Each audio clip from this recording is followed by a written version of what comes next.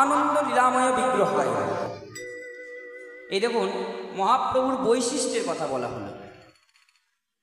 প্রথম বৈশিষ্ট্য কি বলা হলো? আমার মহাপ্রভু হলেন আনন্দময়। আনন্দ কাকে বলে?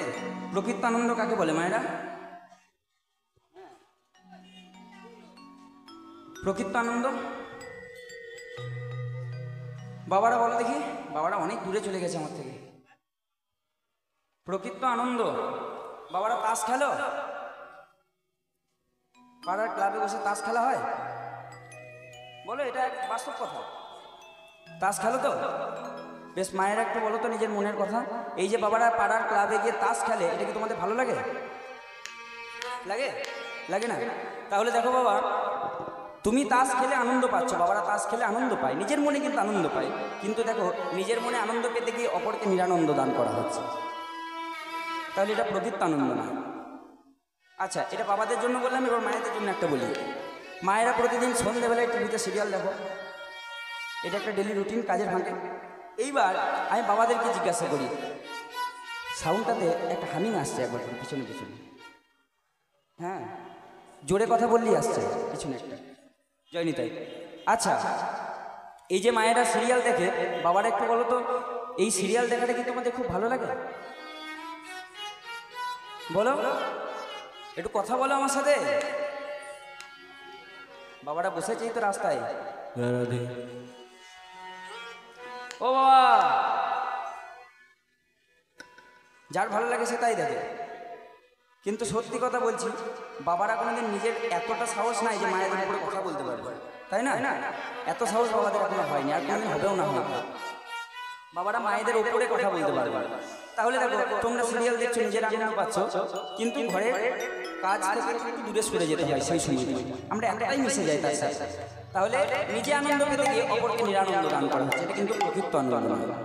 কিন্তু এই দেখো, আমি এখানে দাঁড়িয়ে আজ কীর্তন করতে এসেছি, কীর্তন পরিবেশন করছি, আমি নিজে কীর্তন পরিবেশন করে আনন্দ পাচ্ছি, তোমরা এখানে শুনে আনন্দ পাচ্ছ।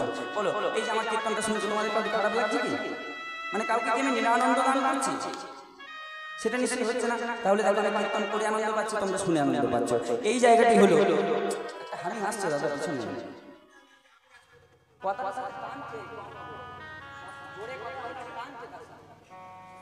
জয়নিতাই, দেখ দেখ দেখাচ্ছি। আচ্ছা, এই যে একবার করে আসছে, একটা কম, একটু কমিয়ে দাও দরকার হলে। এই যে এই হামিটা আসছে দাদা, আমি বলছি পাচ্ছি বলি তো বলছি।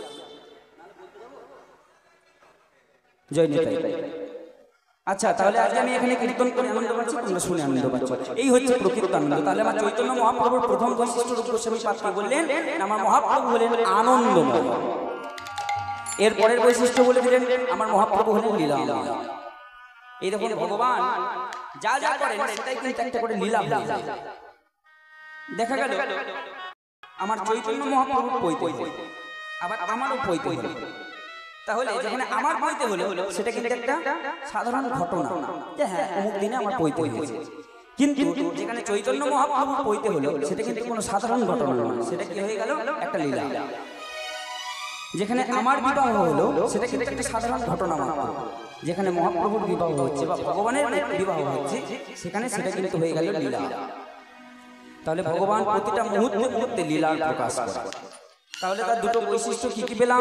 একটা হচ্ছে তিনি আনন্দময়, একটা হলো তিনি লীলাময়। এইবার তার গায়ের বর্ণটা কেমন, এটা হলো তার বহির্জাগতের একটা বৈশিষ্ট্য। এবার তাকে দেখতে কেমন না, তাকে দেখতে হচ্ছে হে মা ভো দিব্য ছবি সুন্দর। হে মা ভো, মা ভোকে যদি একটু ভেঙে দেওয়া হয় তাহলে হবে হেমযুক্ত আভ। হেম মানে হচ্ছে সোনা, অর্থাৎ আমার মহাপ্রভুর গায়ের বর্ণটা কেমন? কাঁচা সোনার মতো। কাঁচা সোনার অঙ্গকান্তি হচ্ছে আমার মহাপ্রভু। এইবার দেখুন, এই যে মহাপ্রভু আনন্দময়, মহাপ্রভু তিনি লীলা করছেন, তিনি লীলাময়, তার গায়ের বর্ণটা কাঁচা সোনার মতো। কিন্তু এগুলো আমরা কেন জানি? আমাদের কি এমন দায় পড়েছে যে আমরা এগুলো জানি? এর কারণটা তিনি এই শ্লোকটি বলে দিলেন। তার কারণটা হচ্ছে চৈতন্য মহাপ্রভু অতি মূল্যবান কিছু সম্পদ আমাদেরকে দান করেছে। সেটা কি না, তস্মৈ মহাপ্রেম রস প্রদান। মহাপ্রেম রস যা চির গোলকে গোপনে ছিল, সেই ব্রহ্মার বাঞ্ছিত ধন, ইন্দ্রের বাঞ্ছিত ধন, যা তারা পূজন করে পাইনি, যজ্ঞ করে পাইনি, সেই মহাপ্রভু আমার এসে এই নদিয়া নবদ্বীপ মাঝে অবতীর্ণ হয়ে তিনি সেধে যেছে দান করে গেলেন। দেখুন, আমরা কেউ কোনোদিনের জন্য একবারের জন্য মহাপ্রভুকে নিজের থেকে আসতে বলিনি যে তুমি এসো প্রভু, তুমি আমাদের এসে উদ্ধার করো, তুমি না এলে আমাদের কি হবে, বলেছি, কাউরি বলার প্রয়োজন ছিল না। মহাপ্রভু তার নিজের ইচ্ছায় নিজে কৃপা করে আমার আপনার মতো দুর্ভাগ্য হতভাগ্য কলির জীবকে উদ্ধার করার জন্য তিনি এসেছিলেন। এবং শুধু এসেছিলেন তাই নয়, দাঁড়িয়ে দাঁড়িয়ে প্রত্যেকটি মানুষের দাঁড়িয়ে দিয়ে শুধু হাতে ধরে নয়, প্রয়োজনে পায়ে পড়ে হলেও নাম দিয়ে গিয়েছিলেন। আর সেই নামের প্রতি আমরা সকলে নিতাই গাই গাই। আজকে এই দেখুন, আর 10টা দেশের কথা আমি জানি না, আমি শুধু ভারতবর্ষের কথাটি বলবো। তার কারণ হচ্ছে এই ভারতবর্ষের মাটি যেটা, এই ভারতবর্ষ কিন্তু সনাতনীদের জায়গা, একদম এটা বাস্তব সত্য, এখানে কোনো মিথ্যা নেই। এই ভারতবর্ষ কিন্তু নিতান্তই সনাতনীদের জায়গা, হিন্দুদের জায়গা। আর অন্য দেশের কথা আমি জানি না, আমার জানার দরকার নেই, আমি বলতেও যাবো। কিন্তু এই ভারতবর্ষের মাটি হলো সনাতনীদের জায়গা। আর এই সনাতন ধর্মের মানুষ হলাম আমরা, আর আমাদের প্রত্যেকের উচিত বাবা এই সনাতন ধর্মকে রক্ষা করা এবং আগে এগিয়ে নিয়ে যাওয়া। এই দেখুন, আজকে এতজন এখানে ভক্ত রয়েছেন, আমি আপনাদের কাছে একটা প্রশ্ন রাখি। এই ভারতবর্ষের মাটিতে, সনাতনীদের মাটিতে 10 কোটি তীর্থ আছে। এক একটা তীর্থ যদি ধরা হয়, মায়াপুর, নবদ্বীপ ধাম, এরকম করে যদি দেখা যায় 10 কোটি তীর্থ এই ভারতবর্ষের মাটিতে আছে। এইবার আমাদের জীবনকাল হচ্ছে 100 বছর আয়ু, তার মধ্যে আমি এখন গড় আয়ু ধরে নিচ্ছি 60 থেকে 65। এবার এই 60 থেকে 65 বছরের মধ্যে বলুন তো, চেষ্টা করলেও এই 10 কোটি তীর্থ ঘুরে দেখা সম্ভব? সম্ভব না। তাহলে শাস্ত্র বর্ণনা করে দিল 10 কোটি তীর্থ তোমাদের ঘুরতে হবে। এই 10 কোটি তীর্থের মধ্যে 5টি প্রধান তীর্থ আছে, মহাতীর্থ আছে। বলুন দেখি, এখানে খালি জানেন ওই 5টি মহাতীর্থের কথা? কেন বলছি বলুন তো? এই কথাগুলো বলার আমার প্রয়োজন নেই, কিন্তু তাও বলা হচ্ছে কারণ এই ভারতবর্ষের মাটিতে আমরা জন্মগ্রহণ করেছি, আমরা সনাতনী, এবং আমাদের নিজস্ব সম্পদ হলো ওই জায়গায়। এটা কোনো বাইরের লোক বাইরে থেকে এসে বলতে পারবে না যে তাদের সম্পদ, এটা আমাদের নিজস্ব সম্পদ। কিন্তু তারপরেও আমরা এগুলো কয়জন জানি বা কয়জন জানার চেষ্টা করছি?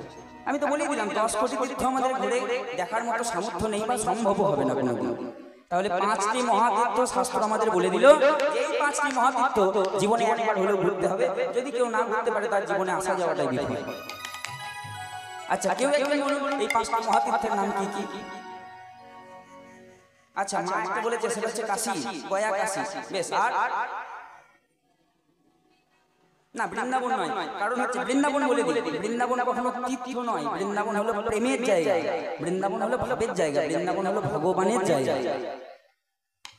বৃন্দাবনে স্বয়ং ভগবান বাস করেন। এবার ভগবান যেখানে নিজে থেকে এসে বাস করছেন, সেটা কিন্তু কখনো তীর্থ হতে পারে না। তীর্থ কোথায়? না, যেখানে ভক্তির উদয়ের জন্য মানুষ ভগবানকে নিয়ে এসেছে এবং পূজন করছেন, সেগুলো কিন্তু তীর্থ। আচ্ছা, আরো 4টা বাকি থাকলো, বলুন তাহলে কি? না, মায়াপুর নয়, না, পুরী 4 ধামের এক ধাম। 4টে মহাধাম এই ভারতবর্ষের মাটিতে, তার মধ্যে একটি ধাম। আমি বলে দিই, 5টি মহাতীর্থ সকলের চরণে ধরে একটা অনুরোধ, জীবনে একবার সম্ভব হলেও এই 5টি মহাতীর্থে একবার গিয়ে সেই জায়গার ধুলি একবার নিজের মস্তকে ধারণ করবেন অবশ্যই। এই 5টি মহাতীর্থ হলো কুরুক্ষেত্র, গয়া, গঙ্গা, পুষ্কর, প্রভাস। কি কি বললাম মায়েরা? আরেকবার বলে দিই, আমি এখনই আবার ধরবো কিন্তু। কুরুক্ষেত্র, গয়া, গঙ্গা, পুষ্কর, প্রভাস। কি কি বললাম? 4 নম্বরটা কি বলেছিলাম বলো দেখি? কুরুক্ষেত্র, গয়া, গঙ্গা, এরপর হচ্ছে পুষ্কর। এই দেখো, কুরুক্ষেত্র, গয়া, গঙ্গা সবারই মনে থাকবে, কিন্তু পুষ্কর, প্রভাস তো সবার মনে থাকার না, কারণ এইগুলো আমরা জানি না। এই দুটো আমরা আমাদের জানার বাইরের কথা। এইবার দেখো, কুরুক্ষেত্রকে এই মহাতীর্থের প্রথম স্থানে জায়গা দেওয়া হলো, তার কারণটা কি? না, কুরুক্ষেত্র হলো ধর্মক্ষেত্র। আমরা শ্রীমদ্ ভাগবত গীতা তার প্রথম শ্লোকগুলো পেয়েছিলাম কি? ধর্মক্ষেত্রে, কুরুক্ষেত্রে, অর্থাৎ কুরুক্ষেত্র হলো ধর্মের জায়গা। ধর্মের স্থাপনা করেছিলেন ভগবান এই স্থানে এসে। তার প্রমাণটা কি? শ্রীমদ্ ভাগবত গীতা। এই গীতাটা কি? এটা হলো ভগবানের সত্য ভাষণ। ভগবানের দুই প্রকারের ভাষণ হয়ে থাকে, একটা হলো ভগবানের সত্য ভাষণ, আর একটা হলো ভগবানের মিষ্টি ভাষণ, মিষ্টি কথা। এই ভগবানের সত্য ভাষণ হলো ভাগবত গীতা, আর ভগবানের মিষ্টি ভাষণ হলো শ্রীমদ্ ভাগবত। দুটো আমরা পাই।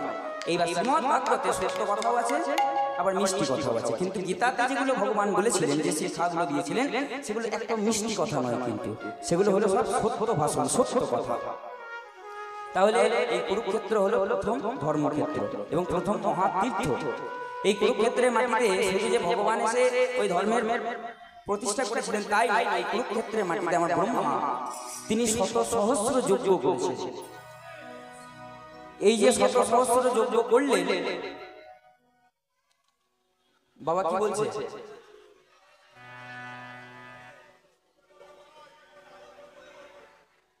জয় নিতাই। এবার বুঝতে পারছো? জয় নিতাই। হ্যাঁ, বলে দেবো অবশ্যই, তোমাদের জন্য তো বলার। নিতাই গৌরী বলি, এই কুরুক্ষেত্রের মাটিতে ব্রহ্মা তিনি শত সহস্র যজ্ঞ করেছিলেন। সেই যজ্ঞকুণ্ড আজও আছে, গেলেই দেখতে পারো। এবার সেই যজ্ঞকুণ্ডের মাটি মানুষ আস্তে আস্তে একটু একটু করে খনন করে বাড়ি নিয়ে আসে পূর্ণ লাভ করার জন্য। এই খনন করতে করতে করতে করতে ওই যে যজ্ঞকুণ্ড, সেটা বর্তমানকালে যদি কেউ যাও দেখতে পাবে প্রায় অনেক বড়, একটা 2 কিলোমিটার বাই 2 কিলোমিটার এত বড় জায়গার একটা যজ্ঞকুণ্ড সেখানে রয়েছে। আবার বর্তমানে সেটার নামও করা হয়েছে, সেটা হলো ব্রহ্ম সরোবর। তাহলে প্রথম মহাতীর্থ হয়ে গেল কি? কুরুক্ষেত্র। এরপরে মা তো বলি দিল, এরপরে হচ্ছে গয়া। গয়াতে পিণ্ড দেওয়া হয়, এই কথাটি সবারই কম বেশি জানা। তাহলে কুরুক্ষেত্র গেল, গয়া গেল। এরপরে 3 নম্বরে কি বলেছিলাম? গঙ্গা। এটা তোমরা তো গঙ্গার কাছেই আছো। আচ্ছা দেখো, গঙ্গার এত বড় প্রবাহ, গঙ্গাতে ছোট্ট নদী নয়। গঙ্গার সৃষ্টি হয়েছে গঙ্গোত্রী হিমবাহ, আর শেষ হয়েছে এখানে বঙ্গোপসাগরে। এবার এত বড় যে একটা প্রবাহ, তাহলে কোন জায়গাটাকে তীর্থ ধরব? যদিও গঙ্গা সব জায়গাতেই পবিত্র, কারণ একজন ছেলের কাছে মা বা একজন মায়ের কাছে একজন ছেলে সবসময় একজন আরেকজনকে গ্রহণ করবেন। কিন্তু তারপরেও শাস্ত্র বর্ণনা করল, এত বড় যে গঙ্গার প্রবাহ, এই প্রবাহের মধ্যে গঙ্গার 2টি জায়গায় সর্বোত্তম, সব থেকে বেশি পূর্ণ লাভের জায়গা। সেটা কি? দেখো, একটা কথা তোমরা প্রায়শই শুনে থাকবে, কথায় কথিত আছে এটা, যে সব তীর্থ বারবার, তারপরে গঙ্গাসাগরে একবার। এই বাড়ির কাছেই রয়েছে, গিয়েছো কখনো? জয়নিতা, এটা গিয়েছো, তো কাছেই আছো। তাহলে গঙ্গা এত বড় প্রবাহের মধ্যে এই যে গঙ্গাসাগরের গঙ্গা, সেইখানে হলো সব থেকে পবিত্র। আর এছাড়াও গঙ্গা আরেকটি জায়গাতেও পবিত্র, সেই জায়গাটি হলো কনখল। নাম শুনেছ? কনখলে গঙ্গে পবিত্র চ।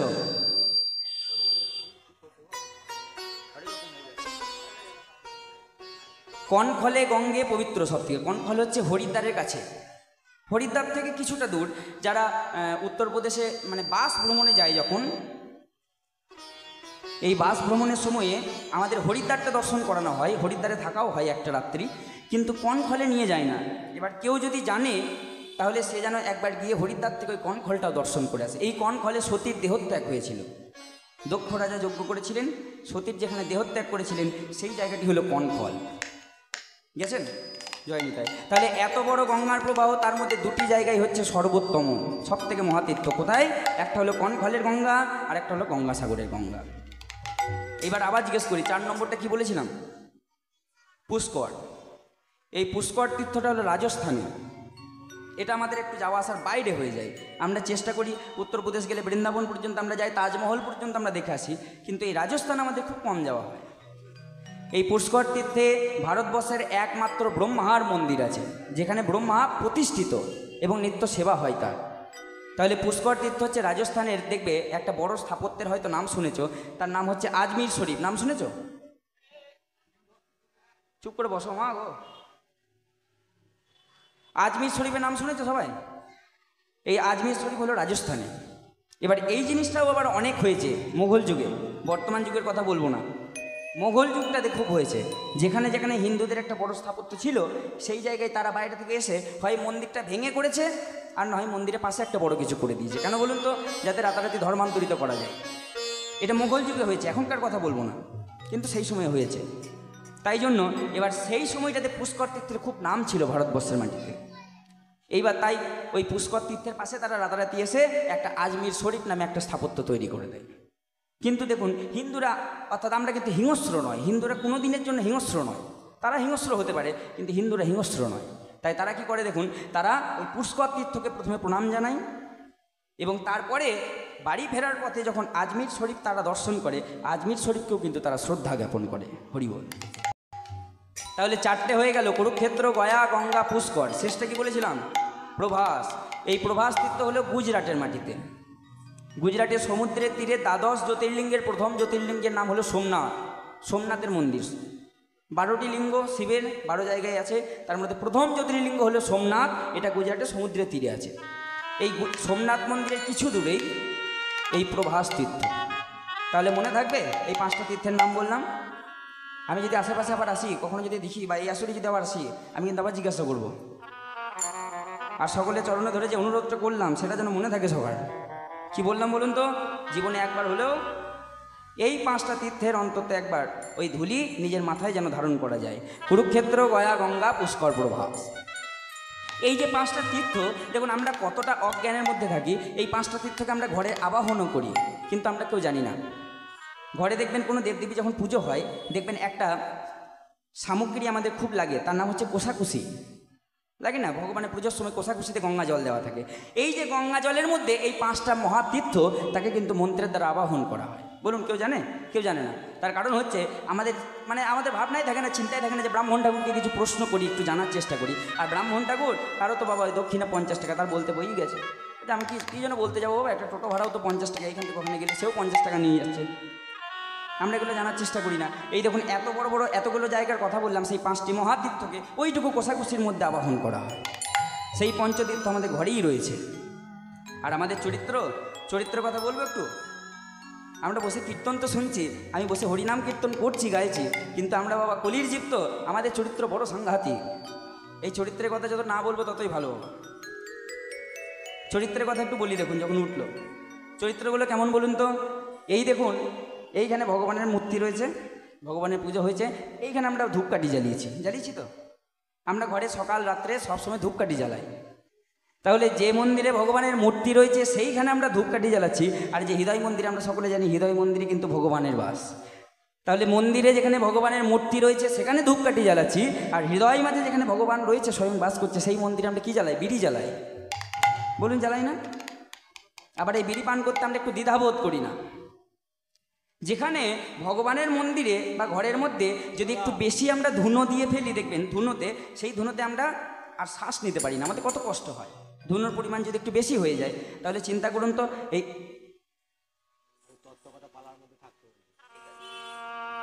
এই যে, তাহলে একবার ভাবুন এই হৃদয় মাঝে যে ভগবান রয়েছে, আমরা সারা জীবনে বাবা একটা বিড়ি খাই, শেষ নাই খাওয়ার, এক দিনে একটা প্যাকেট পর্যন্ত শেষ হয়ে যায়।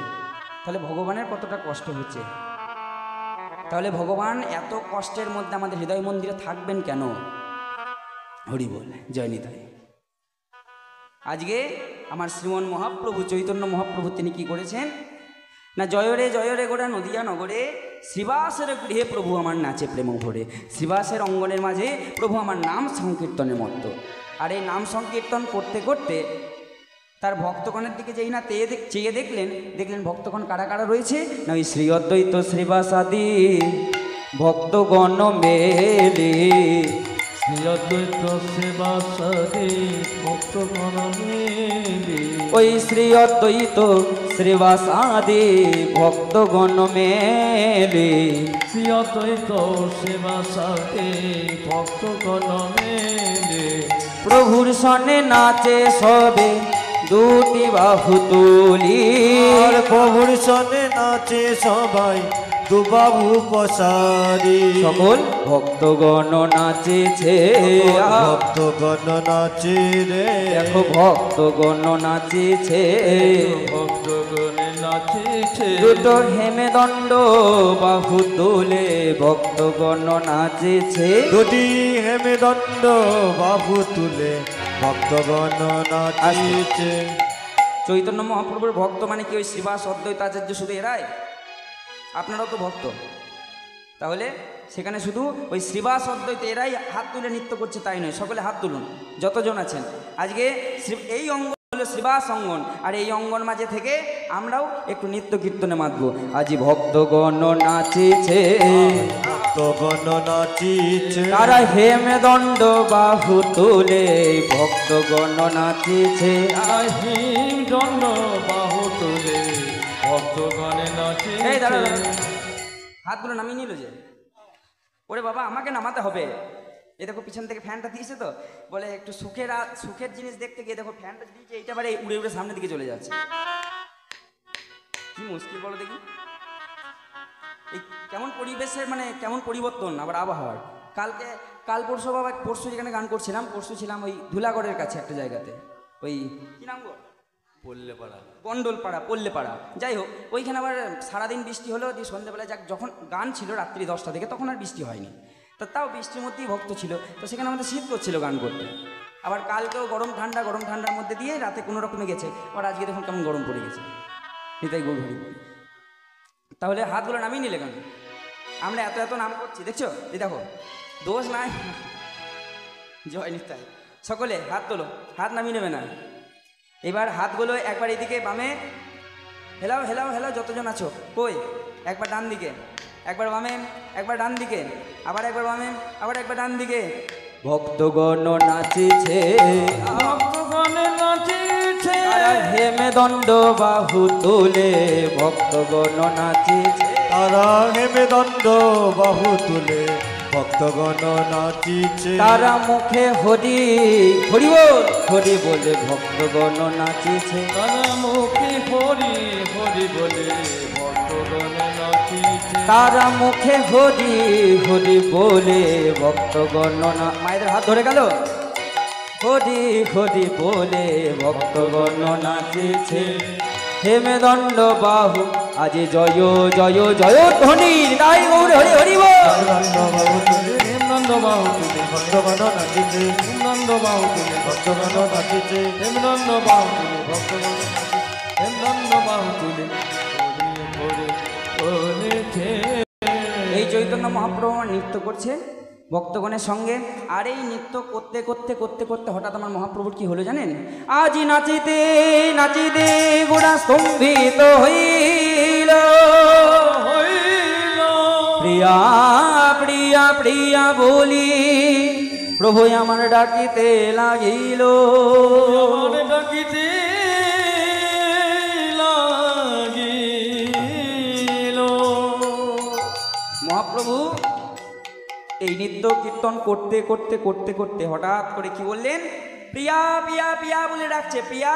আর যেই না এই প্রিয়া রব করেছে, সব ভক্তগণ কাউরি কিছু হলো না, পাশ থেকে গদাধর ছুটে এসে বলল, প্রভু কার কথা মনে পড়ছে? এই দেখুন গদাধর তো আমার রাধারানীর শক্তি স্বরূপিনী, স্বরূপ মাধুর্য নিয়ে এসেছিলেন। তা গৌর হরির ভাব প্রথম বুঝতে পারতেন কিন্তু এই গদাধর। এবার গদাধর পাশ থেকে এসে বলছে, আচ্ছা প্রভু আপনার কি ওই রাধারানীর কোনো লীলার কথা মনে পড়লো? বলে, না গো গদাধর, আমার রাধারানীর কথা মনে পড়েনি, আমি শ্রীবাসঙ্গন মাঝে নিত্য কীর্তন করছি, ঘরে তো নববধূ বিষ্ণুপ্রিয়া রয়েছে, তার কথা আমি কিন্তু একবারের জন্য ভাবি না। তাহলে গৌর হরি আজকে কি ভাবছে? আজকে প্রিয়ার কথা, তার নিজের স্ত্রীর কথা সে ভাবছে। এই দেখুন মহাপ্রভু নিত্য নতুন ভাব আমরা দেখতে পাই, কিন্তু এই ভাবের উদয় খুব কম হয়। প্রভু আজকে রাধাকৃষ্ণের লীলা তত্ত্ব প্রকাশ করবেন সেই ইচ্ছা তার নেই, আজকে তার নিজের ঘরের মানুষের কথাটি মনে পড়েছে। জগৎবাসীকে শিক্ষা দিল যে যারা সংসার করছো, মহাপ্রভু তার সংসার ধর্ম করেনি, তিনি চলে গেছিলেন সংসারকে ত্যাগ করে। তাহলে যারা সংসার ধর্ম করছো তারা যেন এই সংসারে থেকেই প্রভুর নাম করো, কারণ সংসার মায়াবদ্ধ হতে পারে, কিন্তু এই মায়ার মধ্যেই ভগবানকে যারা লাভ করতে পারে, আমার প্রভু নারায়ণ বলেছিলেন, মায়াবদ্ধ কলির জীব যদি সংসারে থেকে আমাকে লাভ করতে পারে, আমার নাম করতে পারে, সেই ভক্ত আমার সর্বোত্তম ভক্ত হবে। তাই গৌর হরি বল। তাহলে গৌর হরি আজকে প্রিয়া বিষ্ণুপ্রিয়ার কথা চিন্তা করছে, আর এই চিন্তা করে পদকর্তা পাশ থেকে খুব সুন্দর করে কলম খালি দিয়ে দিলেন, প্রভু এত ভাব, এত রাধাকৃষ্ণের লীলাতত্ত্ব লিখি আমি প্রতিদিন, কিন্তু আজকে এই যে নবভাবের উদয়, এই ভাব আমি যে লিখছি জগৎবাসীর কাছে প্রমাণ থেকে গেল। প্রভু আজ বাসুদেব ঘোষ কহে কর এইগুলা, বাসুদেব ঘোষে কহে কর এ বিলাস, বাসুদেব ঘোষ করে করয় উল্লাস বাসুদেব ঘোষে কহে করয়ে বেলা শুভ বিবাহের ভাব গোরা করিলা প্রকাশ বিবাহের লীলা করিলেন প্রকাশ শুভ বিবাহের ভাব গোরা করিলা প্রকাশ শুভ বিবাহের লীলা করিলেন প্রকাশ প্রকাশ যে করিল প্রকাশে করিল লীলা প্রকাশ যে করিল প্রকাশ করিল শুভ বিবাহের ভাব গোরা প্রকাশ যে করিল বিবাহের লীলা প্রকাশে করিল শুভ বিবাহের ভাব গোরা প্রকাশ যে করিল বিবাহের ভাব গোরা আজ মুখে হরি হরি বলে হৃদয় গৌর হরি হরি বল মুখে হরি হরি বলে বিবাহের ভাবে গোরা মুখে হরি হরি বলে বিবাহের ভাবে গোরা মুখে হরি হরি বলে বিবাহের ভাবে গোরা প্রকাশে করিল আজ বিবাহের ভাব গোরা করিলা প্রকাশ রে হে